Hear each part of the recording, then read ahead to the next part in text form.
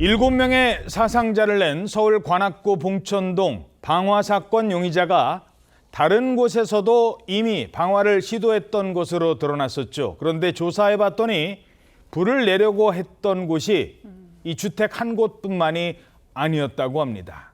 무려 3곳에서 방화를 시도했다고요? 네, 그렇습니다. 60대 용의자는요, 아파트 단지에 방화하기 15분 전쯤에 자신이 직접 제조한 그 기구를 이용해서 자신의 거주지 주변 주택에서 방화를 시도했습니다.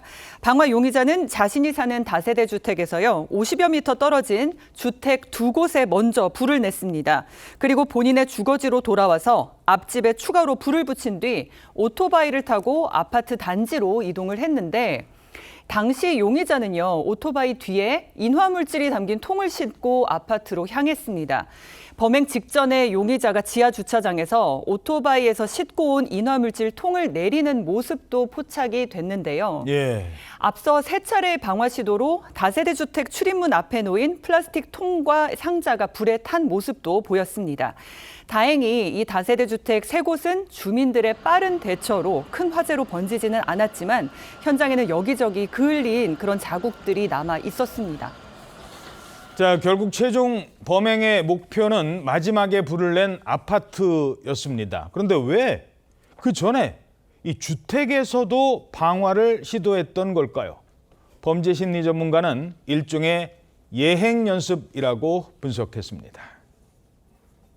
사실 이 사람의 입장에서는 자기가 사제로 만든 그 화염 방사기의 그 성능이 자기가 목표로 하는 그 아파트에 가서 제대로 발휘가 될 것인가에 대한 그 성능을 점검을 한 것으로 보는 것이 좀 더 합리적이다라고. 자, 저 아파트가요. 저 특히 어르신들이 많이 사는 그런 아파트였다고요? 예, 그렇습니다. 당시 그 인근의 아파트 주민에 따르면 이번에 화재가 발생한 동이 임대 아파트였다고 합니다. 그리고 그러면서 이제 거동이 불편한 어르신들이 주로 거주하고 있었다라고 이제 전했는데 당시 그 인근 아파트 주민이 불이 났는데도 불구하고 대피를 안 하시길래 도망가라라고 본인이 외쳤는데도 불구하고 어르신들이 꿈쩍도 하지 않았다. 못 움직이시는 거군요. 아마 그렇게 추정이 됩니다. 그래서 굉장히 위험한 상황이었던 것 같은데 첫 신고 후에 소방이 현장에 도착할 때까지 단 3분이 걸렸거든요. 3분 사이에 신고 전화가 17건이 있었다고 합니다. 굉장히 급박한 상황이었던 것 같고 오전 8시 17분에 첫 번째로 신고한 신고자가 지금 막 터지고 난리 났다. 사람들이 매달려 있다. 아이고. 이게 다급하게 이야기하면서 나중에는 막 겁에 질려서 어떻게 라는 말만 반복하기도 했다고 합니다. 이 당시 목격자들의 이야기 좀 더 들어보시겠습니다. 미사일이 딱 터지는 것 같은 느낌을 받았거든요. 베란다 밖으로 불빛이 튀어나오더라고요. 저래도 뛰어내렸을 것 같아요. 다급하니까.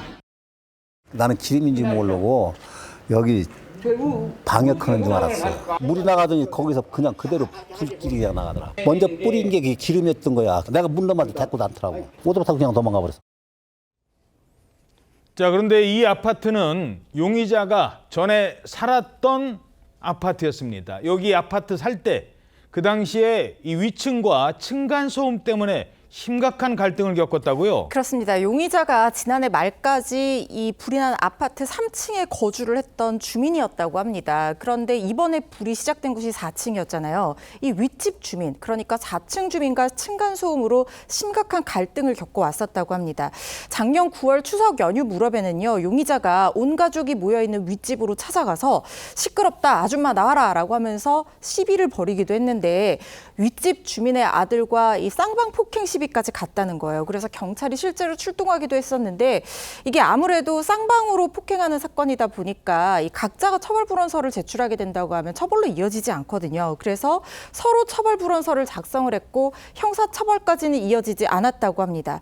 그런데 이 용의자가 소음 문제로 거주기간 2년을 채우지를 못하고 퇴거당한 것으로 알려지고 있습니다. 예, 그냥 단순한 갈등 정도가 아니었다고 합니다. 심지어 장구 이런 것까지 쳐대면서 갈등을 키웠습니다. 윗집 주민의 주장 들어보시죠. 사람들 방치로 막 어떻게 있더라고요. 북치고 장치로 진짜 북하고 진짜 장구요? 이사까지 생각하고 있었는데 소리가 조금이라도 나면은 소리 지르거나 이렇게 하시고 막 이래가지고 약간 애들이 농구공 막 이렇게 치고 가면은 그거 갖고 뭐라 하고. 결국 이러다가 퇴거를 당합니다. 그런데 이사한 후에도 이곳 주민들과 계속 갈등을 겪었다고요? 그렇습니다. 용의자는 지난해 11월에 아파트에서 1.4km 정도 떨어진 다세대 주택으로 이사했는데요. 그런데 이 다세대 주택에서 소음을 이유로 이웃과의 갈등이 끊이지 않았다고 합니다. 이웃 주민에 따르면 조금이라도 소리가 나면 소리를 지르거나 혹은 욕설을 했다고 하는데 앞서 용의자가 불을 낸 주택가 3곳 중에 한 곳은 용의자가 자주 다툼을 벌이던 공사 장소였던 것으로 전해집니다. 자, 그런데 이해가 안 가는 점이 또 하나 있습니다. 이 사망한 용의자의 집을 가봤더니 어머니의 병원비로 쓰라며 5만 원이 남겨져 있었대요. 5만 원. 어머니 집에. 이 돈은 어떤 의미일까요? 범죄심리 전문가는 이렇게 분석했습니다. 그리고 5만 원을 놨던 거, 그거는 상징적인 거거든. 어차피 그거 들고 자기가 들어간다면 그게 불에 탈 거 아닙니까? 예. 어머니에 대해서는 자기 딸한테 그런 식으로 부탁을 하면서 예. 남의 집 아버지 어머니들을 저런 식으로 공격을 했다라고 그러네요. 하는 것은 대단히 그 자기 모순적인 그런 행동을 한 겁니다. 특히 이번 사건은요, 이 불을 지를 때 그 엄청난 화염이 나오는 그 도구였습니다.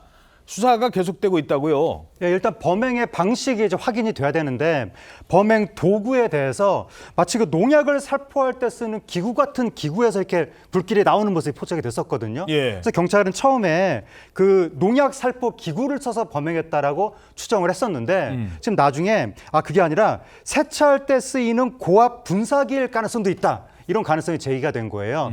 그래서 지금 확인을 해야 되는데 경찰이 이게 다 추측일 뿐이라고 합니다. 왜냐하면 범행 도구가 다 불에 타서 잔해만 남아있는 상황이라고 합니다. 그거를 국과수의 감정을 의뢰해서 확인할 계획이고 그리고 또 인화 물질을 어떻게 구매했는가 그 구매 과정도 이제 따져볼 예정이고 또 용의자의 시신도 부검을 의뢰할 예정인데 일단 경찰은 이게 층간소음 갈등이 있었다는 걸로 봐서 층간소음을 포함한 어떤 원한에 의한 범행이 아니겠느냐 이렇게 추정하고 있는 상황입니다.